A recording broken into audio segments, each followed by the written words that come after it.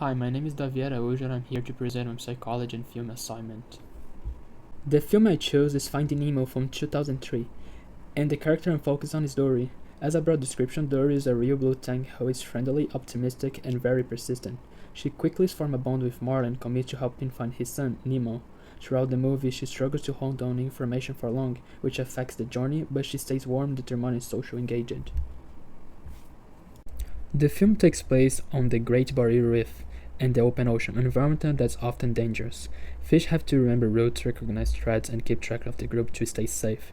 In a setting like this, forgetting directions or dangers can lead to risky situations. At the same time, reef life is highly social, and survival often depends on cooperation. Now, moving to Dory's diagnosis, here's the disorder that best fits her symptoms. For Dory, the best fitting diagnosis is anterograde amnesia, meaning she has major difficulty forming new long-term memories. People with this condition can remember older information but cannot console their new experience to lasting memories. In the MS-5 terms, a persistent deficit like this would fall under neurocognitive disorder, especially involving impairment in the learning memory domain. Dory's behavior met this pattern. She stays alert and socially engaged but repeatedly lost new learning information. Next, I will explain how the film cultural settings affect the diagnosis. In Dory's Reef and open ocean culture, the environment is generally dangerous. Because memory is critical for surviving these settings, like remember predators, roads, and groups playing, her forgetting creates big day-to-day risks. Culturally, the fish around her do not have formal mental health care, so they often interpreted her memory loss as a personality quirk. That cultural view could delay recognition. However, if Dory went to a therapist within that culture, the diagnosis would still be anterograde amnesia because the deficit is lifelong and clearly affects functioning. Now, let's look at how disorders is recognized across cultures. Memory disorders like anterograde amnesia exist worldwide because they are brain-based. Across cultures, the core problem shows up in similar ways. What changes how cultures label memory loss, what meaning they give it, and whether people seek treatment or rely on family support. Marbury found that dementia-related stigma is higher in some cultural diverse groups, and it's linked to slower help seeking. So cultures may interpret it different, but the core memory encoding deficit remains the same. Next, I will talk about cultural stigma linked to memory disorders and how we see it in the film. Across cultures, memory disorders often carry stigma because they are linked to assumptions of incompetence. People may underestimate what someone with memory disorder can do or treat them like a child, reducing autonomy. Stigma can also delay help seeking. In the film, some characters view Dory as helpless, even though she can function well with the right support. Now we present the first symptom Dory shows with a scene from the movie.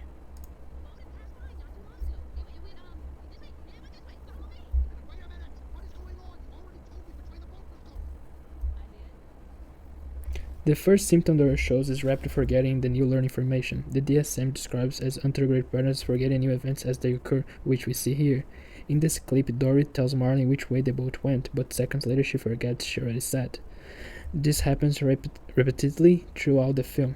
McGee's research supports this pattern, showing people with anterograde amnesia lose new information very quickly, especially after a brief distraction. Next is the second symptom, again supported by a film example. But now we know, don't we? And we don't want to touch these again. Let's be thankful this time it was just a little one. Don't move. This is bad, Dory.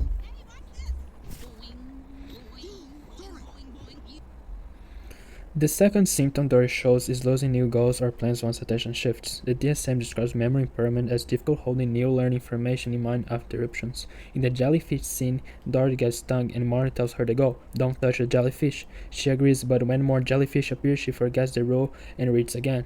This shows how quickly a new plan appears after distraction. Cohen and Enchenbaum found that anterograde amnesia disrupts relational memory, so new links between context and intention don't stick. Now I will point out a symptom that is weakly shown in Dory. A weaker symptom in the film is severe constant disorientation. In real anterograde amnesia, people can become consistently lost in new environments, but Dory isn't always disoriented. She may get distracted, yet she travels long distance with Marley and oriented using cues. So compared to her rapid forgetting, the movie shows limited evidence of ongoing disorientation. Next, I will outline a treatment plan that would be appropriate for Dory's condition. Treatment would be focused on memory rehabilitation through compensatory strategies. A key method is spaced retrieval, practicing important information repeatedly over long intervals. Hans Hell showed space retrieval training proves recall for people with memory impairments. For Dory, this would be a pair with a habit of writing down important thoughts or instructions in an agenda and check it regularly, since her reason is intact. Now that I have explained the treatment plan, there are ethical concerns that came with using external support and supervision. Because Dory will rely on reminders, routines, and help from others, the biggest risk is over-control. People might take over her choice for her safety, so treatment has to balance safety with autonomy. Support should help Dory stay orientated, not infantilize her or remove her independence. Clinically, that means reminders and guidance should involve Dory's consent and choice, not forced supervision. Next, I will explain barriers that might prevent Dory from receiving proper treatment. Dory faces real barriers to treatment. The ocean is dangerous, so memory lapse carry higher risk. Some characters underestimate her, which can reduce support, and there is no formal care system in her ward, so she can access structured rehabilitation. Her progress depends on whether friends provide consistent cues. Clinically, without formal care, treatment relies heavily on informal helpers. Now I will evaluate how accurately the film portrays the disorder. Finding Nemo portrays Dory's anterior amnesia very accurately. The film consistently shows her inability to retain new information even though she is alert and engaged. It also shows realistic copying through repetition and social support. The portrayal is simplified for a family film, but the core symptoms pattern is strong. Finally, I will discuss how portrayals like this shape public understanding of disorders. Film portrays shape how people understand disorders. Dory is shown as lovable, capable, and supported rather than feared, which reduces stigma and builds empathy. The movie helps audience to see memory loss as real and impactful, but not something that erases a person's identity. Here's my reference for the assignment. Have a great week.